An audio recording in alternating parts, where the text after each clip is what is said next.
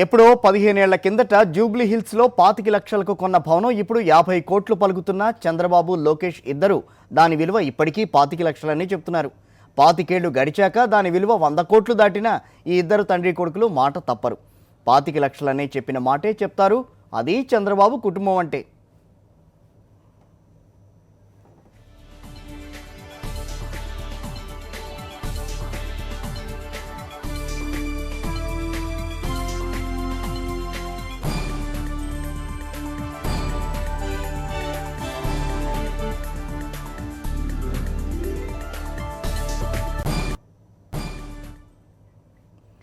చెప్పిన లెక్కల్నే చెప్పడం, 25 ఏళ్ల నాటి విలువతో మళ్లీ వల్లవేయడం బాబు కుటుంబానికి చెల్లుతుంది. ఈ లెక్కలపై జనానికి, రాజకీయ పార్టీలకు సందేహాలు వచ్చినా చంద్రబాబు కుటుంబానికైతే మాత్రం రాదు. ఓవైపు కృష్ణా జలాలపై బ్రజేష్ కుమార్ ట్రైబ్యునల్ తెలుగు రైతు కొంప ముంచే తీర్పిచ్చిన రోజున, మరోవైపు నందిగ్రామ్ తరహాలో పోరాడుతున్న తుందూరు మెగా ఫుడ్ పార్కుపై బాధితులను ప్రతిపక్ష నేత కలుస్తున్న రోజు లోకేష్ ఈ కాకి లెక్కల ప్రోగ్రాం పెట్టుకున్నారు. చివరికి లోకేష్ బాబు చెప్పిన లెక్కల్లో 5-6 తప్ప అన్నీ పాతవే. అయితే విశేషం ఏమిటంటే వాటికి కూడా తనదైన చిత్రాలని జోడించారు చిన్నబాబు.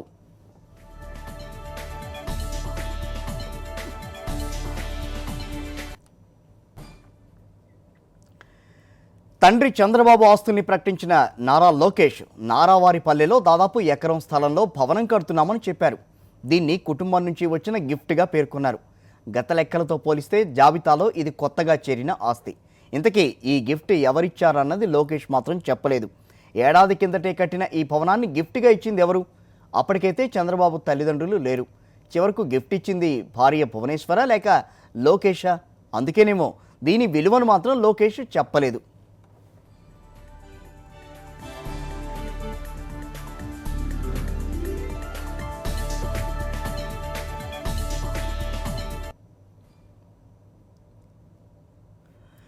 భువనేశ్వరి పేరిట పంజాగుట్టలోని భవనం, తమిళనాడులోని ఆస్తులు సహా అన్నింటికీ పాత రేట్లే కట్టారు లోకేష్. హెరిటేజ్ ఫుడ్స్లో తనకున్న వాటా విలువను కూడా కేవలం 19,95,00,000గా చూపించారు. ఇది అన్నింటికంటే పెద్ద జోక్ అని రాజకీయ వర్గాలు వ్యాఖ్యానిస్తున్నాయి. చిత్తూరులోని ప్రభుత్వ పాడి పరిశ్రమకు చంద్రబాబు కట్టిన సమాధులపై నిర్మించిన హెరిటేజ్ సంస్థలో భువనేశ్వరికి లక్షల సంఖ్యలో షేర్లున్నాయి. హెరిటేజ్లో భువనేశ్వరికి 53,30,826 షేర్లకు ఇప్పటి మార్కెట్ విలువ జోడిస్తే వాటి విలువ అక్షరాల 480 కోట్ల రూపాయల పైమాటే. కానీ తన లెక్కల్లో ఈ ప్రస్తావన ఎక్కడా చేయలేదు లోకేష్. భూములు, భవనాలు, షేర్ల మార్కెట్ విలువ తరచూ మారుతుంటుంది కనుక తాము కొన్నప్పటి విలువనే చూపిస్తున్నామన్నది లోకేష్ మాట. మరి 25 ఏళ్ల కిందటి విలువలనే ఇప్పటికీ చూపించాలనుకుంటే ఏటా ఈ లెక్కలెందుకు చెప్పడం? ఈ మధ్య హెరిటేజ్ ఫుడ్స్లో వాటాను ఫ్యూచర్ గ్రూప్కు విక్రయించడానికి చర్చలు కూడా జరిగాయి. మరి బాబు కుటుంబం తమ వాటాకు మార్కెట్ విలువ ప్రకారం లెక్కగడుతుందా లేక తాము కొన్ననాటి రేటు వస్తే చాలని అనుకుంటుందా? తాము పారదర్శకంగా ఉంటామంటూ కాకి లెక్కలను చెప్పి ప్రజలను మోసం చేయడం కాదా?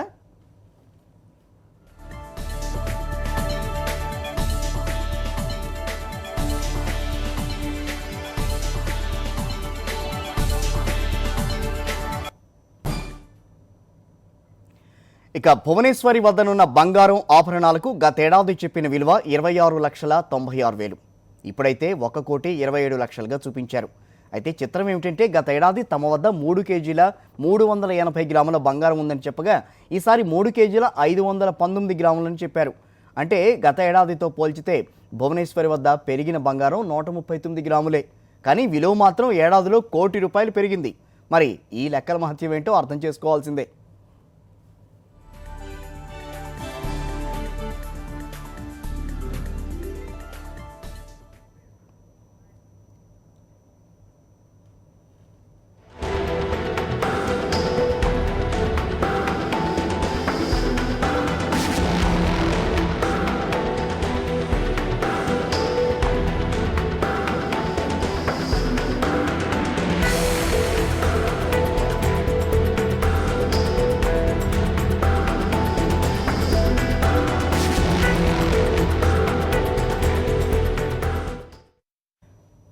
హైదరాబాద్ జూబ్లీ హిల్స్లో ప్లాట్ విలువను గత ఏడాది 2,36,00,000గా చూపించారు లోకేష్.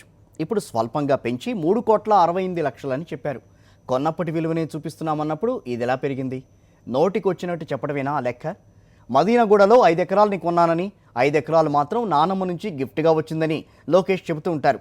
పసుపు కుంకుమగా వచ్చిన 6 ఎకరం తప్ప ఏమీ ఆస్తులు లేని అమ్మణమ్మ లోకేష్కు అంత విలువైన బహుమతి ఎలా ఇచ్చారో మాత్రం చెప్పలేకపోతున్నారు. ఈ భూముల విషయంలో ఆరోపణలకు ఎప్పుడూ సమాధానం చెప్పే ప్రయత్నం కూడా చేయలేదు.